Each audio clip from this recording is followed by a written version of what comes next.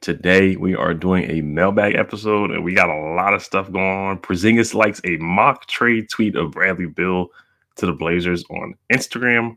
We're gonna do a mock NBA Locked On NBA mock draft today as well, and much more. Well, let's get to it. You are Locked On Wizards, your daily Washington Wizards podcast. Part of the Locked On Podcast Network. Your team every day.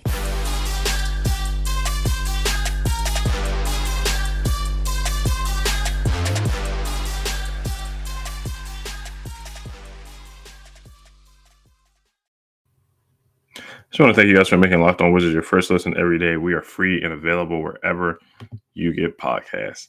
Also, we'd like to thank today's sponsor of Locked On Wizards, Sakara Nutrition. Sakara is a wellness company anchored in food as medicine on a mission to nourish. Go to sakara.com/lockedon20 or enter code LOCKEDON20 for 20% off at checkout. All right, so I just want to go over some news and notes very quickly for the NBA lottery. It is on May 17th, which is Tuesday, so it's very, very close, guys. It's getting real. It's getting here. So Wes Unseld Jr., the head coach for the Washington Wizards, will be representing the Wizards at the draft lottery, so hopefully he can bring some good luck. So I did want to go over some percentages, if you guys didn't know, to get into the top four, or we're the 10th. We have the 10th worst record, so the best odds for us are to get that 10th pick.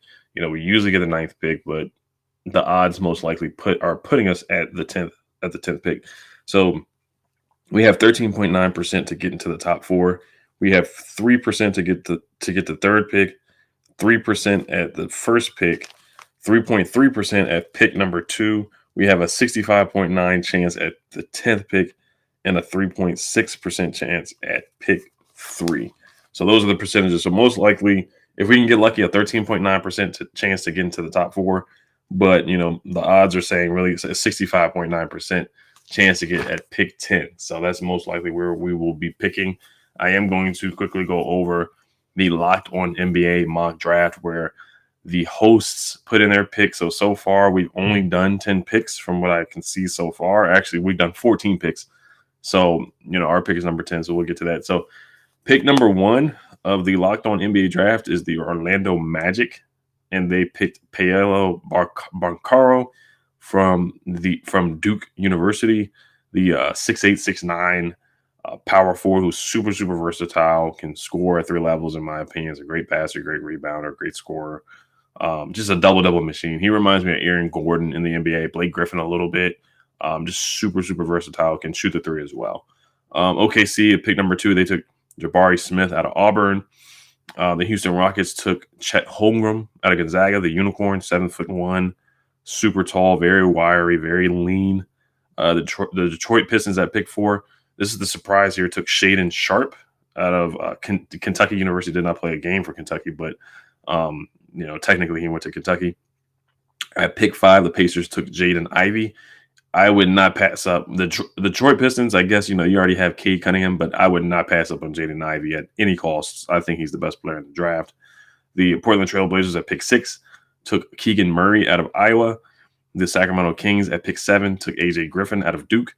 At pick 8, the Pelicans took Benedict Mathurin out of Gonzaga, who is my favorite guy in the draft for the Washington Wizards. I think he has the best fit for the Wizards. He does what they're looking for, a 3-and-D athletic guy who can get to the basket and can score and can shoot the 3 at a high clip. At pick 9, the Spurs took Jalen Duren, the big man out of Memphis. At pick 10, my pick, I think I said the NFL draft noise. I can't remember the NBA ESPN draft noise. I gotta look it up on YouTube, so I botched that. But the Wizards at pick 10, we took Malachi Branham out of Ohio State. I like him a lot. He can play point guard and shooting guard. He's more of a combo guard. 6'5", 180 pounds, from Columbus, Ohio. Went to St. Vincent, St. Mary's. He scored 13.7 points per game, 3.6 boards per game, and 2 assists per game. 49% from the field, which is basically 50%. 41% from the three-point line. Really shot at a high clip from the 3, which is what the Wizards need. We were 25th in defensive and three-point percentage this year, which is pretty darn bad. 83% from the free throw line as well. Actually, no, we were worse from the three-point line. We were 21st. I'm sorry about that. we were 26th in 3-point percentage, 34%. So we need 3-point shooting really badly. We need defense really badly. And I think this guy can come in and do that. He was all Big Ten this year, Big Ten all freshman. He was on the all Big Ten freshman team, and he was the 2022 Big Ten Rookie of the Year as well. Just want to read his bio very quickly so you guys can get some more insight and information on him if you have not seen him before. He's a guy that can score and can get to the basket, get to the rim. Very versatile playmaker as well. And he's a great facilitator as well. And he's really good in transition. So there's the pros. He's an efficient 3-level scorer, great overall splits. Has an old school mid-range kind of game, 46% from the mid-range. Touches on drop coverage and good on defense. Loves single 2-dribble pull-ups from the mid-range. Uses screens effectively and high conversion rate off floaters. Finishes at the rim at a 78.6% percentage clip. So, I mean, he's very physical as well. Excellent catch and shoot player, 43.5% shooter off of catch and shoot threes. Beautiful mechanics, fluid off the catch. So, he fits the bill for me. So the guys that were left that I could have taken, the Knicks took Dyson Daniels at pick 11. The Thunder took Jeremy Sohan at pick 12. The Hornets took Johnny Davis at pick 13. The Cavaliers took Ochai Agbaji at pick 14. So I guess if you have some cons about my pick, the guys that I could have gotten, I could have got Dyson Daniels. I like Dyson, but he's a project. I feel like Malachi Branham would come in and hit the ground running, where Dyson definitely needs some more development. He's very raw, needs to work on his shooting, his mechanics. Malachi Branham, his jumper has more beef in it. He has a better jumper. Dyson is just so slow. His jumper is very slow. It takes some time to wind up and get it off, but he's very talented. I think he's athletic as well. Malachi Branham is very athletic as well. He's not super explosive, but he has good athleticism. He has a couple of highlight dunks as well, and he's really solid defensively. He can really move his feet well. So Dyson is just more of a project for me. He's a really boom bust project. My guy Mavs Draft came on the show last week, and he has Dyson Daniels ranked 22nd on his big board. The Thunder taking Jeremy Sohan. I like him defensively, but offensively, he's not a good 3-point shooter as well. He's not a good shooter as well. And the Wizards really need 3-point shooting. They need guys that can space the floor for Bradley Beal and Kristaps Porzingis, in my opinion. The Hornets taking Johnny Davis. I like Johnny Davis a lot out of Wisconsin. He can really score the ball. He plays like Devin Booker. I'm not comparing him to Devin Booker, but the way he scores is similar to Devin Booker. Cavaliers taking Ochai. That's a guy I really like out of Kansas, another 3-and-D guy. So I think he would really fit for the Wizards because he can shoot the three at a high clip and he can really defend, and he's super athletic. So, but let's get into the mailbag. But before we do that, this episode is brought to you by Sakura. Feeling your best starts with what you eat. Sakura helps you live a healthy, balanced lifestyle and truly enjoy it. With delicious plant-rich transformational nutrition that builds a foundation for living in your best body. Now is the time to seek wellness, joy, and abundance in all areas of life. Starting with what you eat. With Sakura, you get nutrient-dense meals, snacks, and supplements that nourish your body without ever sacrificing taste or quality. Looking and feeling your best shouldn't mean deprivation. Instead, choose joy and abundance. Sakura's organic, plant-rich transformational nutrition programs are designed to help you cultivate body intelligence so you can nourish your body and experience the results you want. Sakura is a wellness company anchored in foods as medicine on a mission to nourish your body through the power of plants. Their nutritionally designed, chef-crafted breakfasts, lunches, and dinners are made with powerful plant-rich ingredients, helping boost your energy, support your digestion, curb your sugar cravings, and get your skin glowing. Plus, it's all derived right to your door, ready to eat. Sakura's functional plant-rich wellness essentials help you create a body you love living in. From their best-selling metabolism super powder to the foundation, their daily supplement packs. Sakura's products are designed to support your wellness goals anytime, anywhere. And right now, Sakura is offering our listeners 20% off their first order when they go to sakura.com/lockedon20 or enter code lockedon20 at checkout. That's sakura.com/lockedon20 to get 20% off your first order. sakura.com/lockedon20. Once again, that's sakura.com/lockedon20 to get 20% off your order. I just want to thank you guys for making Locked On Wizards your first listen every day. Make sure to go check out Locked On NBA Big Board with host Rafael Barlow from NBA Draft Junkies and author of the NBA Big Board newsletter is joined by Richard Stamen, Sam Ferris, and Leif Thulin, giving fans an in-depth look into the NBA draft, mock draft player rankings, and of course, Big Boards. It's free and available wherever you get podcasts. All right, so let's hop into this mailbag. We got a lot to talk about here, man. A lot to uncover. Kristaps Porzingis liking a tweet that showed a mock trade. The Instagram page is mock trades on Instagram, and I go on there from time to time. Some of the trades are just really outrageous. I'll read the trade as well that was posted on that channel or on that Instagram page. But I do want to get to the question. So this is the first question of the day. It looks like we might only have time to to get to one Instagram question here. Let me pull it up here. So this is from. Let me pull it up. There's a good amount of questions. I thank you guys for putting your questions into the mailbag. This is from Paul Veith on YouTube. He said, "Would Bradley Beal and Rui Hachimura for James Harden and Tyrese Maxey be a fair trade?" So I do want to talk about some of the playoffs too. You got Mavs Suns, a Game 7 coming up. I got the Suns winning that. You got Bucks Celtics. I'm gonna go with the Celtics winning that Game 7. So yeah, I got the Suns winning Game 7 against the Mavericks. And I have the Celtics winning at home against the Celtics in Game 7.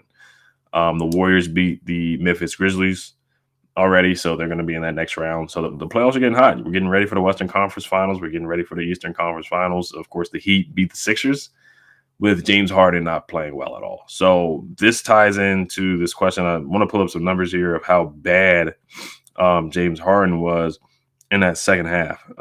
It was kind of surprising how disappointing he was, in my opinion. There was a play against the Heat where he's dribbling the ball, he's dribbling the air on the ball, he does it behind the back. Victor Oladipo's there, Bam Adebayo's there, and Jimmy Butler's there. There's 3 guys in the lane.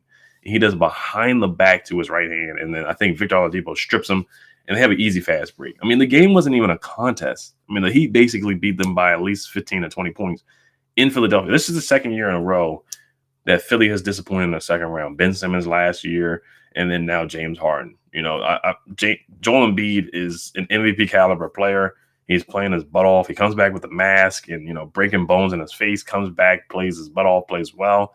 And then the big name guy next to him, or the second option next to him, doesn't live up to the hype. But this is some numbers from James Harden in the second half. He had 11 turnovers in the conference semifinals versus the Miami. He had 11 turnovers and 9 shots made. In the second half, he had more turnovers than shots made. He made 32 points on 32 field goals attempt in the series, 0 for 2 field goals in Game 6. Only shot the ball twice and missed both those shots in the second half of Game 6. That cannot happen in a Game 6. And I'm a James Harden fan. James Harden has been an MVP, a multi-time All-Star. He's really changed the game. But like Kobe Bryant talked about, his style of play is just not winning basketball. It's just not. Dribble, step back, shoot a 3, stir in the pot. It worked in Houston. For him to work, you're going to have to run a Mike D'Antoni type of offense, and we'll see if Doc Rivers is fired. We'll see if he's brought back and they hire Mike D'Antoni. That's the only way I could really see James Harden staying. Now, he has a contract option, just like Bradley Beal has an option, a player option, where James Harden can opt in to his contract and make $47 million this upcoming year. So to answer your question, Paul, that's not a fair trade. Bradley Beal and Rui for Tyrese Maxey and James Harden. I like Maxey a lot. Now, Maxey right now he's just a better player than what Rui is. Tyrese Maxey is going to be an all-star for years to come. I'm very high on Tyrese Maxey. So I would love like I said before, there's been rumors and rumblings of Bradley Beal. Jason Williams has now said that he's long heard that Bradley Beal wants to team up with Joel Embiid with the Sixers. There's been rumors, Zach Lowe's reported. Many people have reported that Joel Embiid preferred Bradley Beal over James Harden, that they wanted to team up. They both have Drew Hanlon as their trainer. So there's some connection there. They definitely have talked. They have a good relationship with each other. And I think they would have a good fit. I'm not going to lie. I think Bradley Beal and Joel Embiid would be a perfect fit because Bradley Beal would go into his actual role where he would be a number 2 and Joel Embiid would be the number 1 guy. And Bradley Beal can really shoot the 3. Or I think with Joel Embiid down there creating double teams, I think Bradley Beal's shooting percentage would improve there, and they would play really well off each other, pick and roll, pick and pop. I think they would be a good combo together. But is that a fair trade? No, James Harden's on the decline. He's 33. He's turning 34. You look at the contract, $47 million. It's kind of it's giving me vibes of trading almost trading John Wall for Russell Westbrook because James Harden and Bradley Beal have similar games in a sense where they're both shooting guards and they're looking to score. James Harden has really lost his athleticism has declined. His explosiveness has declined. And I honestly think in the back of my mind, in the front of my mind, if James Harden gets traded here, he's one of those guys where he'll sit out. If he doesn't want to go somewhere, he'll sit down. He will sit out. He will refuse to play, just like Kyrie Irving. If he doesn't want to be somewhere, if he doesn't want to do something, these guys are strong-minded. These guys will not play. They will not hold out, but they will sit out. We saw what James Harden did with the Rockets when he wanted to leave. When he did not want to be there, he played in the games, but he was, purposefully – it looked like he was purposefully turning the ball over, missing shots. Clearly it looked like they were tanking. He didn't want to be here. Even John Wall, he was not happy in the press conference talking about playing with James Harden. There were some, comments and kind of like subtweeting comments to each other and whatnot. So James Harden, I feel like it might be a toxic situation if he comes to DC because he wants to win a championship, I feel like. And I feel like if he comes to DC, that's not going to happen.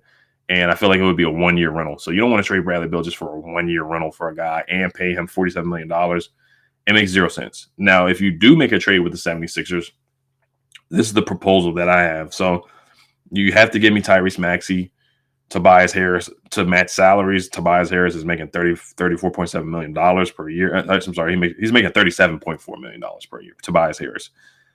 First round pick, 2024 first round pick. You're gonna have to give me Matisse as well. Matisse Thybulle. Yeah, you're gonna have to give me Maxey, Tobias, Matisse, and a first round pick for Bradley Beal to get to and to give them a super team because you're gonna now the Sixers are gonna have James Harden. They're gonna have Joel Embiid. They're gonna have Bradley Beal, and that clearly is a super team. So for me to help the Sixers out in the same conference, and we play you guys 4 times a year, we're gonna have to compete with you guys in the playoffs. You're going to have to give us a hefty package there. Like I said, Tyrese Maxey, who I feel like eventually will be an all-star player, if not next year, then the year after, a young budding star. Tobias Harris, who's a good player. I think he's a good 3-and-D guy. He can knock down a shot. He has a good mid-range game as well. He's pretty athletic as well, can finish around the rim as a good player. And give me Matisse Thybulle, a good defender, a young player on a rookie deal. So you have 2 good players in Maxey and Thybulle on rookie deals. Then you get 2 first-round picks that you can really build a team around. If you want to just – you can still compete with that roster too. Give me Maxey, Thybulle, and Tobias and Porzingis, and you keep Rui, you keep Denny. You can still compete with that roster, and it fixes the point guard solution as well. So I don't think that's a bad trade at all. That's if Bradley Beal wants to force his way out and doesn't want to come back, and you just do a sign and trade him to the Sixers. So that's a good question. Is it fair value? No, not Bradley Beal for James Harden. At this point, after watching that series and watching him decline this year, Bradley Beal is the better player than James Harden. For the last couple of years, of course, I would take James Harden over Bradley Beal with the Rockets. James Harden, of course, I would take James Harden over Bradley Beal. But right now, Bradley Beal's the better player. He's the better. And Bradley Beal's, 20. He's turning 29. He's the younger player. He can still improve on his shot, of course. I mean, he's a finished product. He is what he is, but he's not declining like that athletically. There's just nowhere near declining like that at all. All right, so I do want to wrap up with another question, but before we get to that, this episode is brought to you by Built Bar. Actually, just tried the birthday cake puffs, and they're pretty good. I put them in the fridge, and they're really good. They taste really good, and they're healthy at the same time. So, I mean, imagine dipping your finger into that plastic tub of birthday cake frosting and then opening your eyes and realizing that it was only 150 calories and 16 grams of protein. That is what it's like to eat a birthday cake puff from Built Bar. And if you haven't tried the puffs, I'll let you in on a little secret because that's what friends do. A chocolate-covered marshmallow protein bar. Yeah, you heard me. Delicious flavor, marshmallow covered in 100% real chocolate. With 150 calories, 16 grams of protein, and only 9 grams of sugar, this limited-time flavor is an amazing option if you are looking for a healthy way to get flavor and variety in your day. All Built Puffs are covered in 100% real chocolate. That means that with Built, you can eat healthy and actually enjoy doing it. And they are made with collage protein, which your body absorbs more efficiently and provides tons of health benefits. Go to Built.com to get birthday cake puffs now. Go to Built.com, use promo code LOCK15 to get 15% off your order. Use promo code LOCK15 for 15% off at Built.com. All right, so I won't be able to get to another question. I will do that in tomorrow's episode, part 2. I do want to go live for the lottery on Tuesday night, so stay tuned for that. Most likely at 8:30 p.m. or 9 p.m. Eastern time, I will be going live to react to our lottery position, so stay tuned for that. But also, I forgot about Kristaps Porzingis liking this tweet on Instagram, which is just hilarious. I'm gonna pull up the actual tweet here. So mock trades on Instagram. It says this is how I know you. This is how you know how phony the trade is because the salaries and the numbers don't work. If you're doing a sign and trade, obviously the salaries have to match, and the Wizards are over the cap. They're over the salary cap space, so they have to do a sign and trade if they're going to do any kind of trade. They can't take on anybody else's salary. I want to say the Blazers are over the cap as well. You know, they're paying Damian Lillard. They might have got over that. I got to check that because I know they traded away CJ McCollum. And they traded away Norman Powell. They traded away Robert Covington. So they did get rid of a lot of big contracts. But the fact that Kristaps Porzingis liked this Instagram post is very intriguing to me. If I'm a player, I'm not liking a mock trade of my teammate getting traded away. Now, I don't want to look too much into this. Is it a big deal or no big deal? And Porzingis and Brad haven't played together yet, and Brad has already talked about playing with Porzingis, that he's excited to play with him. Wes Unseld Jr. has talked about how he's excited to coach both of them at the same time. They're going to be a dynamic duo. They're going to be Jamal Murray and Jokic 2.0, basically. Brad has said that he's never played with a big man that has been as talented as Porzingis, or this is the most talented big man that he's playing with. So this is it's kind of weird, but this is the day and age that we live in with social media where players might like something and we just blow it up. Or if a player wants to be traded, they'll delete everything off their social, all the team stuff, like an NFL. If a player wants to get traded, like wide receiver, he'll delete all the team stuff off his social media. But this is intriguing, man. So the trade says the Blazers receive Bradley Beal and the Wizards get Anthony Simons, Josh Hart, and a 22 first-round pick. Now, I like Anthony Simons a lot. I think he's similar to Bradley Beal in the sense where he can score, he can shoot the three at a high clip. He was top 5 in the most improved player voting. Anthony Simons was averaging about 8 to 9 points per game last year, and this year he averaged 18 points a game. So he made a 10-point boost in his points per game scoring. This guy is still very young. He's on a rookie. He's actually a restricted free agent, so he's going to get paid this year too. So this is how false the post is. It said Bradley Beal, his contract would be a 2-year, $33.7 million deal, which is very phony because we know Bradley Beal is probably going to make, he can make $250 million. He can make about $45 to $50 million per year. Signing with the Washington Wizards. He can make about $45 to $50 million per year signing with the Washington Wizards. And Anthony Simons is going to make a lot more than just $3.9 million. Josh Hart, 3-year, $12 million deal. That's the contract that he's currently on. And the Wizards receive a 2022 first-round pick. I would ask for another first-round pick, to be honest. With that, Simons, Josh Hart. I think Josh Hart is a great 3-and-D guy, but you're basically getting a player similar in Bradley Beal, Anthony Simons, but he's younger, and he's going to make multiple All-Star games. I'm very high on Anthony Simons. He's a great playmaker as well. I remember watching the game against the Blazers, and he was basically unstoppable. Like, we really couldn't stop him in the first half. He had 20-plus points in the first half, and he willed his team to beat us. So I like the players in the trade, but I need another first-round pick. But hey, I wouldn't take too much stock in Porzingis liking this tweet, but at the same time, it's definitely eye-opening. It's definitely eye-opening for sure. I'll say that, and I would keep a keen eye on this situation. And we'll see. Rumors are going to start to heat up pretty soon about trades and whatnot as towards the season ends. Of course, I think it's a 60% chance Bradley Beal signs the big deal, $250 million that the Wizards are going to offer him. But at the same time, if Bradley Beal forces a trade and wants to go, he could team up with Damian Lillard. That would be kind of like a Dame and CJ McCollum 2.0 type of thing.